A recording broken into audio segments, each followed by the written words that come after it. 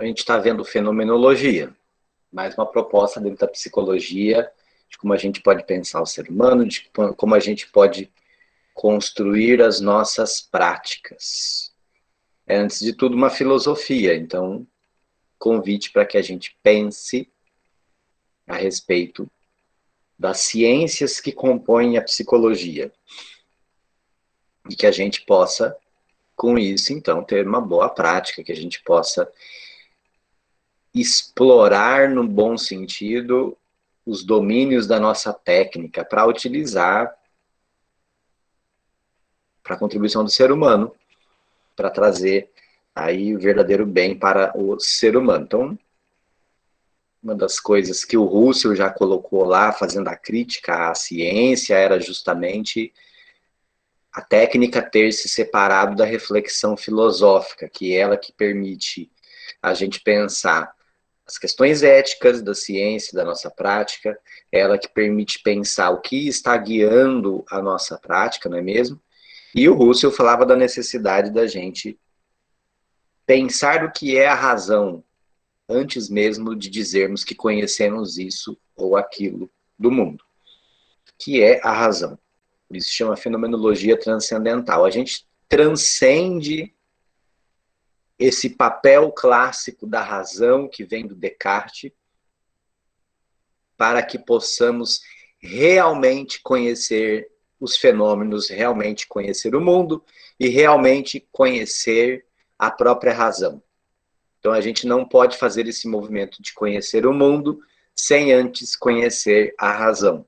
Isso não é pouca coisa, é uma reflexão fundamental para que a gente conheça o que é a nossa prática, quais os objetivos dela, por que uma psicoterapia, por que precisa existir a psicologia, que ser humano é esse que precisa de uma psicoterapia para se situar no mundo, para se sentir bem, para superar algumas questões, talvez. Que ser humano é esse? Então, é esse tipo de pensamento, que não é simples, que não é fácil de ser feito e não pode ser feito de qualquer forma, é o tipo de reflexão que acompanha uma filosofia que deve estar sempre embasando a nossa prática. Do contrário, a nossa prática cai no tecnicismo, com todos os riscos que isso traz, inclusive riscos de achar que certas coisas têm o mesmo valor que outras, que qualquer coisa é válida, contanto que não faça mal, não é mesmo? Essa frase andou sendo utilizada na nossa era pandêmica. Não faz bem, mal não faz também? Nas ciências da saúde isso não existe. Ou faz bem ou não se utiliza. Simples assim. Porque se você usa algo inócuo, que não tem efeito, você está gastando tempo, recursos, dinheiro, inclusive, em algo que não está tendo efeito. Isso é antiético, isso é destrutivo. Você está atrasando a pessoa a procurar uma técnica, procurar um procedimento que funcione de verdade. Sei que a gente, nesse momento, está debatendo muito isso em torno da questão do kit Covid, né, da cloroquina, etc., que evidentemente que é uma discussão importante, mas vocês não vão prescrever medicamentos, pelo amor de Deus, nunca esqueçam disso. A nossa reflexão, ela sempre precisa enfrentar esses desafios. E ali, onde mais te incomoda refletir, é onde mais você precisa fazer a crítica. O método fenomenológico, ele implica, na fenomenologia transcendental, eu abandonar as minhas preconcepções, certo? Meus juízos pré-estabelecidos, como a gente fala mais dentro do jargão aí. Aquelas preconcepções que eu me desfaço facilmente, são preconcepções que nunca fizeram muito sentido para mim. Onde realmente eu preciso usar as ferramentas da crítica, onde eu realmente preciso fazer uma redução fenomenológica bruta, para quem sabe, né? Chegar a epoquê, é ali onde a reflexão é incômoda. É ali onde a reflexão mexe comigo. Existe um trabalho, pelo menos a fenomenologia coloca nesses termos, de reduzir tudo isso que interfere na busca pela hipoquê, que é esse estado, então, em que o fenômeno pode se apresentar em todo o seu esplendor, em toda a sua luminosidade. Essa forma poética da fenomenologia falar É porque é essa ideia de que quando a gente permite que o fenômeno se apresente mesmo como é, ele tem esse caráter de novidade, de chamar a atenção. Nós, ao longo da vida, agora estou citando Merleau-Ponty, ao longo da vida a gente se habitua com o mundo e já não o olha com um olhar de novidade. E a fenomenologia exige que a gente permanentemente olhe o mundo com um olhar de novidade. Nesse sentido de se encantar com o mundo. Quando a gente está habituado, a gente perde de vista a riqueza de cada fenômeno, tudo que cada fenômeno possibilita, tudo que cada fenômeno pode oferecer, toda essa luminosidade dele, ele fica opaco. O fenômeno com o qual a gente está habituado, se a gente ficar preso ao conhecimento cotidiano, então ele vai ficando opaco. Uma coisa que o Russell fala, né, então, que assim, a gente reduzindo aquilo que é de nossos atos de consciência, a gente entra ou a gente se engaja em permitir que o fenômeno seja o fio condutor de nossa experiência. Bom, por mais que o Russell nunca pensou em uma prática clínica, isso quem é a partir do Heidegger e do Sartre, mas a gente pode já usar como um pensamento aí o fio condutor da experiência psicoterapêutica é aquilo que o cliente nos traz. Por mais óbvio que isso pareça, a gente nunca pode perder isso de vista. Como é fácil perder isso de vista? E como que eu não perco isso de vista? Além do bom conhecimento teórico e técnico, também conhecer a si mesmo. Saber, então, o que é em mim que pode interferir no meu trabalho. Não importa o que eu tenha que questionar, mesmo coisas difíceis de serem questionadas. Às vezes o jeito da pessoa narrar, às vezes algum detalhe que ela traz, mexe comigo de alguma forma. E aí isso afeta a minha compreensão da situação. Então existe um movimento necessário sempre sobre nós mesmos. Esse movimento que o Russell fala de se fazer da ciência sobre a razão, da filosofia sobre a razão, sobre si mesma. Então nós também fazemos sobre nós mesmos.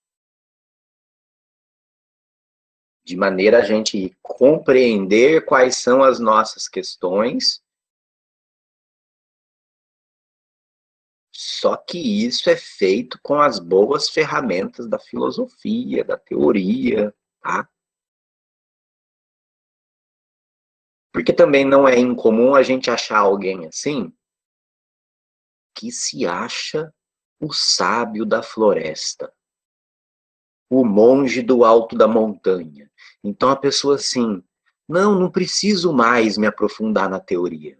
Eu vou com o meu autoconhecimento, eu com a minha meditação, meu contato com o mundo, não é? Abre o terceiro olho no meio da testa, e aí então eu alcanço a iluminação.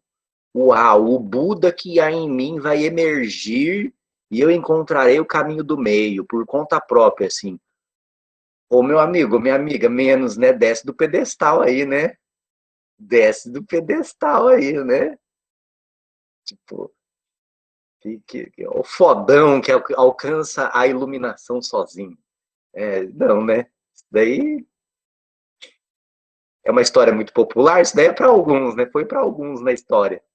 Enfim, pra gente que é um ser humano bem comumzinho, é uma ilusão que a gente fala, não, mas eu já alcancei essa experiência. Já superei o Dharma. Ô, louco.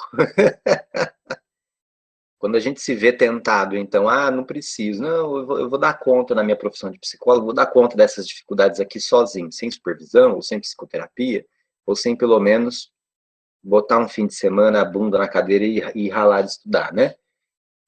Cuidado.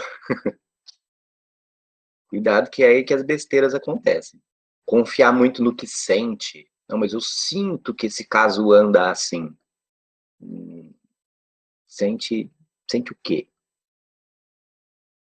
Né? Eu estou sentindo aqui no meu estômago que esse caso vai para tal direção, que eu tenho que fazer tal coisa. Não, isso aí que você está sentindo no estômago é que você comeu demais na hora do almoço, sabe? Foi naquele PFão lá, e isso que você está sentindo no estômago é só isso. É o PFão no teu estômago. Tá? Não confie demais nesses sentir, eu estou intuindo, né? Que é porque é bonito falar assim, né? Que eu alcancei, então, uma compreensão dessa situação fora do normal, acima das pessoas comuns. Tudo isso é muito atrativo. As pessoas gostam, né? Então é muito atrativo essa coisa de se colocar numa posição de quem tem uma espécie de palavra mágica, de um conhecimento, assim, né? Que, oh meu Deus, essa pessoa tem um conhecimento sobrenatural, vem sabe-se lá da onde. É bonito, a gente sabe que é muito atrativo. A gente fica aqui com o método fenomenológico, que tem esses dois pilares, a redução fenomenológica que nos leva a epoquê. Por isso, redução, né? A gente reduz tudo aquilo que pode interferir no objeto revelar-se. Não dá para reduzir completamente, não existe a redução perfeita, então a gente nunca conhecerá a coisa em si. A redução perfeita, ela é impossível até pelos próprios limites do que é a consciência, do que é o ser humano. Limites físicos que sejam, né? Limites físicos. Mas é óbvio que entra nos limites culturais também, a gente conhecer as coisas.